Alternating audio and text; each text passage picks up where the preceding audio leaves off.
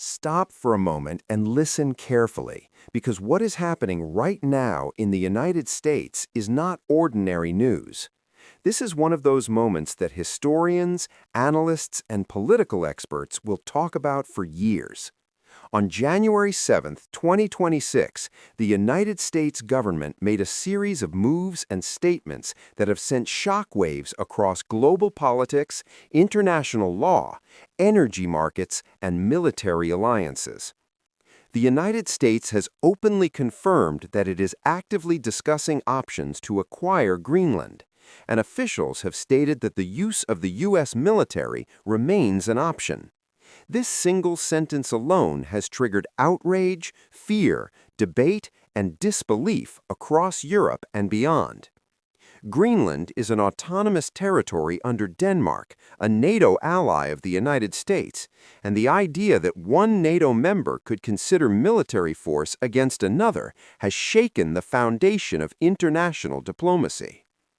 American officials claim this move is about national security. They argue that Greenland's location in the Arctic is strategically critical as global powers race to control shipping routes, military positions, and untapped natural resources. With Arctic ice melting faster than ever, the region is becoming the next major geopolitical battlefield. The United States believes that if it does not secure influence in Greenland, rivals like China and Russia will. Denmark and Greenland's own leaders have immediately rejected the idea, saying clearly that Greenland is not for sale and never will be. European leaders have backed Denmark, warning that any attempt to use force would violate international law and destabilize NATO itself. Diplomats are calling this one of the most dangerous diplomatic crises in recent Western history. But this is only one part of the story. At the same time, the United States has carried out a dramatic and highly controversial military operation in Venezuela. In a surprise action that stunned the world, U.S. forces captured Venezuelan President Nicolás Maduro and transported him to the United States to face charges related to drugs, corruption, and weapons trafficking. This operation reportedly resulted in multiple casualties and has drawn fierce condemnation from human rights groups and several world governments. Following this operation, the U.S. administration announced that Venezuela will transfer between 30 and 50 million barrels of oil to the United States. The oil will be sold on international markets, and the revenue, according to Washington, will be used for economic stabilization and humanitarian purposes. Critics, however, say this is nothing more than the forced seizure of another country's resources under military pressure. This oil deal alone is massive. Analysts estimate it could be worth billions of dollars and may disrupt global energy markets. Oil prices reacted immediately, dipping slightly as traders anticipated an increase in supply. OPEC and other major producers are now reassessing their output strategies, fearing instability and unpredictable pricing. Inside the United States, public reaction is deeply divided. Supporters of the administration argue that these moves demonstrate strength, leadership, and strategic thinking. They believe securing Greenland and Venezuelan oil will protect American interests, lower energy costs, and weaken hostile regimes. Opponents argue the opposite.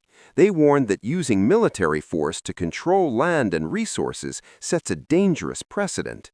They say this approach undermines international law, damages America's global reputation, and risks long-term conflict. Several members of Congress have demanded investigations and legal reviews, questioning whether these actions exceed presidential authority. Human rights organizations are also raising alarms. They warn that military operations tied to economic goals often result in civilian suffering, instability, and prolonged violence. They stress that sovereignty and self-determination are fundamental principles that should not be violated, regardless of strategic interests. Global reactions continue to pour in. European nations are holding emergency meetings. Russia and China have issued sharp statements accusing the United States of imperial behavior.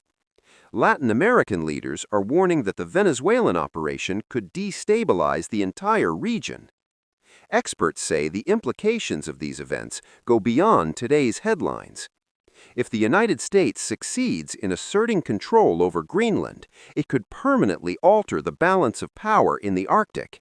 It could reshape trade routes, military planning, and environmental policy for decades. If the Venezuelan oil transfer proceeds, it could redefine how energy resources are controlled and traded in a world increasingly driven by power politics. This moment marks a turning point. It raises serious questions about how power is exercised in the modern world, how far nations are willing to go to protect their interests, and whether international rules still hold meaning when confronted by raw strength. What happens next will matter not just for governments, but for everyday people. Energy prices, global stability, diplomatic alliances, and even the risk of future conflicts are all tied to decisions being made right now. This story is still unfolding. Negotiations, protests, reactions, and countermoves are happening by the hour.